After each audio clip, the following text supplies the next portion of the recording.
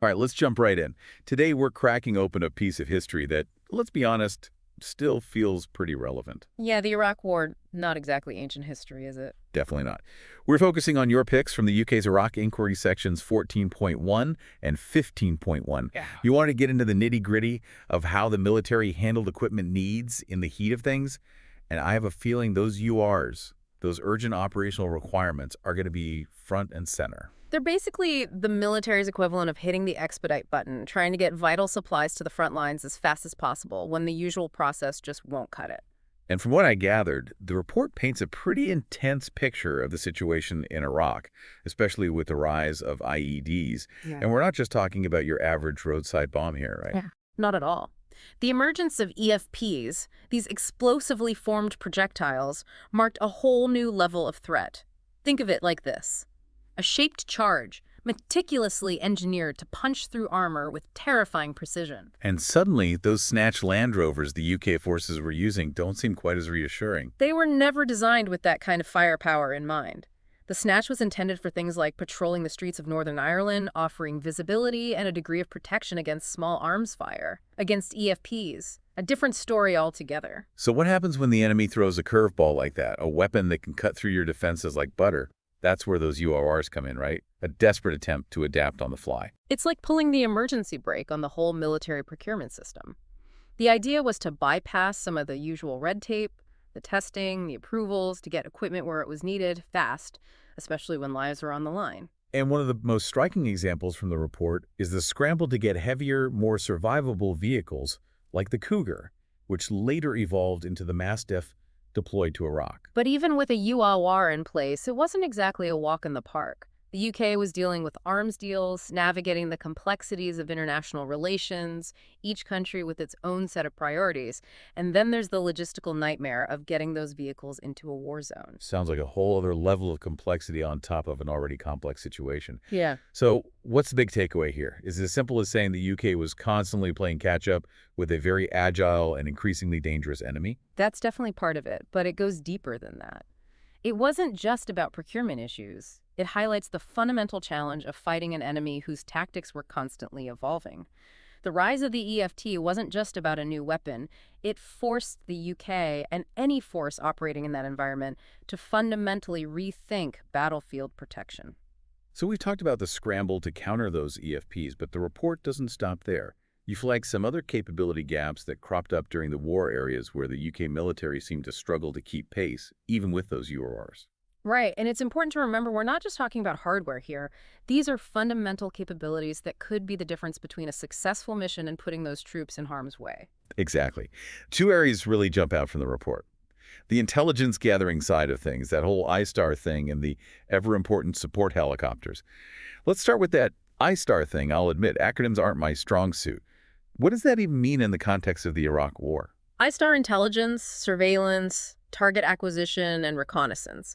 It's basically the eyes and ears of a modern military, especially in a counterinsurgency environment like Iraq, where the enemy isn't exactly wearing a uniform. You absolutely have to know where they are, what they're up to, before they make a move. So not having a good grasp of this ISTAR stuff, it's like going into a fight blindfolded.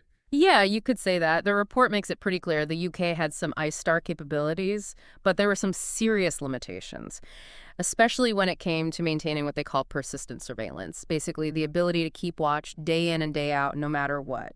And one of the biggest factors there was the availability, or maybe more accurately, the lack of availability of suitable UAVs, those unmanned aircraft, drones that were starting to really change the game in modern warfare.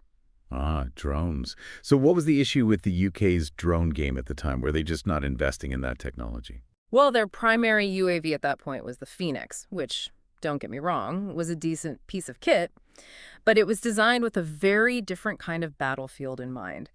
The harsh desert environment of Iraq, all that heat, the dust, it took a toll on them. They were also quite vulnerable to ground fire, which led to pretty high attrition rates. Basically, they were losing them faster than they could replace them. So you've got the UK trying to fight a 21st century war with, well, tech that wasn't really up to the task. Did they just start buying up every drone under the sun to catch up? Well, there were definitely attempts to get their hands on more suitable tactical UAVs, the kind that could handle the environment and provide that persistent surveillance they desperately needed. But as we saw with the whole armored vehicle situation, getting military equipment, even in the middle of a war, is a complicated process. It's not like popping down to the shops for a new kettle. Even with the urgency, there are still procedures, budgets, testing. You got to make sure the things work. Precisely. And the report actually reveals that they had to rely on the U.S. for things like Predator drone footage, which obviously had its own limitations when it came to operational independence for the U.K. So another instance of needing to adapt on the fly, but within the often very rigid structures of how militaries operate. Absolutely. And it's crucial to emphasize here, these weren't just abstract shortcomings we're talking about. Not having a clear picture of the battlefield, not knowing where the enemy is or what they might be planning, that has real-world consequences for those boots on the ground. Which brings us to that second capability gap highlighted in the report, the shortage of support helicopters. And just to be clear, we're not talking about attack helicopters here, but those workhorses that keep everything moving. Exactly. Support helicopters were absolutely essential in Iraq. Ferrying troops, supplies, carrying out medical evacuations. They were a lifeline for troops operating in a very hostile environment. And the report is pretty blunt. The UK's helicopter fleet was stretched incredibly thin. We've talked about the harsh conditions, but what else contributed to that strain on their helicopters? Were there just not enough to go around? It was a perfect storm, really. You're right, the operational tempo was incredibly high. These helicopters were constantly flying missions. That obviously leads to wear and tear. Maintenance becomes a real headache. But there were also shortages of specific types of helicopters needed for particular tasks. And what's really interesting is the report highlights some decisions that, looking back, really exacerbated the problem. Okay, like what kind of decisions are we talking about here? Well, the one that really stands out is the whole situation with the Chinook Mk3 helicopters. These were supposed to be a significant upgrade for their heavy lift capabilities. Moving troops, equipment, even light armored vehicles. But there were these technical issues that basically kept them grounded. They weren't cleared for deployment. Hold on. So the UK's in a war zone, and they've got these supposedly upgraded helicopters just sitting there unused. That seems like a massive oversight. Yeah, it was a major problem. And the report doesn't shy away from that. They actually made the decision to revert those Chinooks back to the older Mk2 standard just to get them into theater, a real stopgap measure, but it really highlights the tough choices they were facing. It's one thing to read about equipment shortages, but a story like that, about the Chinooks, it really drives home that this wasn't just about having the latest and greatest gear. It was about having equipment that was reliable, that actually worked, and could, frankly, make the difference between life and death. Absolutely, and I think that's a key takeaway from this part of the report. These capability gaps, whether it was a lack of reliable surveillance drones or a shortage of functioning helicopters, they had a very real human cost. They directly impacted the safety and effectiveness of those British troops on the ground. And it makes you wonder if those gaps existed for the UK, a nation with fairly well-equipped military. What challenges were other countries involved in the conflict facing? That's a question worth pondering for sure. It really underscores the importance of not just having the will to engage in a conflict, but the means, the resources, and the ability to adapt to the ever-changing landscape of modern warfare.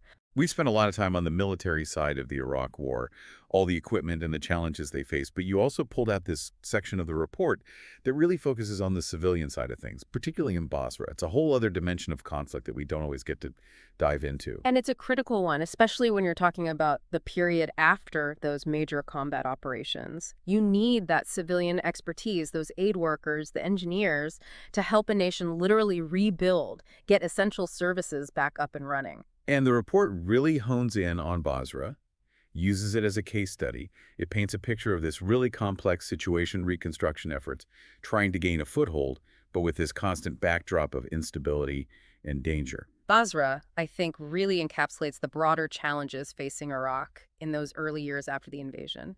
Here you had this vital port city, absolutely crucial to the country's economy, but also grappling with political instability, shortages of basic necessities, and that ever-present threat of violence. And it's into that incredibly volatile environment that you have all these civilian experts, aid workers, engineers, diplomats, going in with the goal of, well, putting the pieces back together. What kind of challenges did they face, according to the report?